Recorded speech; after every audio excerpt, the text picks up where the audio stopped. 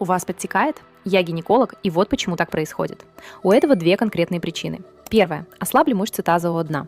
Это каркас, который держит мочевой пузырь и матку. После родов он провисает. Вторая. Ослабли стенки влагалища. Коллаген разрушается, ткани теряют упругость. Значит, работать нужно на двух уровнях. Мышцы, тренировки и процедуры, стенки, ПРП-терапия, интимные нити, гиалуроновая кислота.